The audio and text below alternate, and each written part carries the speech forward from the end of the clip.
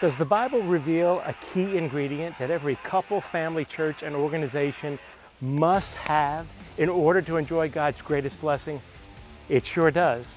But if your people don't know what it is and how to develop it, they're just kidding themselves if they think they're going to get what's really possible in their lives. In the Bible, a story is told of a group of people who didn't have God's best in mind, people who didn't want to follow Him, but they had the one key ingredient that God says is essential for lasting success and impact.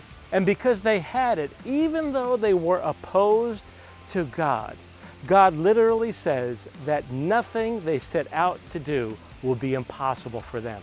So, He intervened to stop them from achieving their self-centered agenda. Now, what if your people had the very same key ingredient, but they did have God's best in mind, and they did want to follow Him?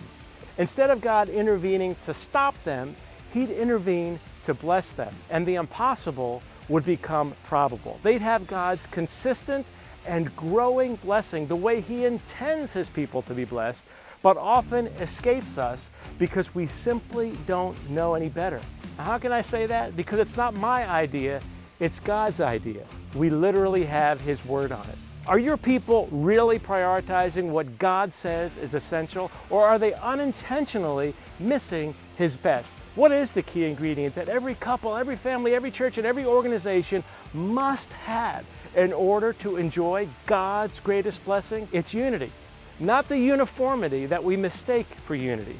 And just because your people have a shared vision, mission, and core values, or live under the same roof, doesn't mean that they're truly unified the way God says is essential.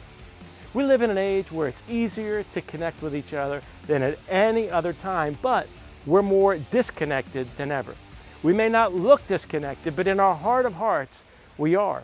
And that's a massive problem for God. It's a massive problem for us.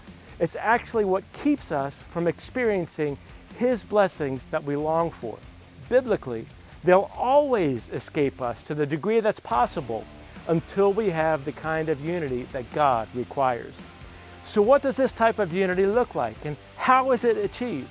When I share the answers with your people, they'll realize why they've been plateaued and how to get out of their plateau, how to get out of the way so that God can really move like never before and bless them big time.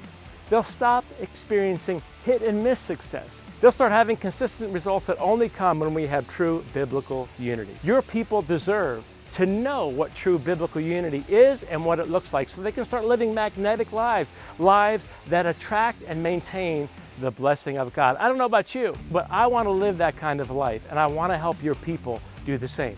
Let's join forces to discover and develop the kind of unity that God says is essential in order to experience His best.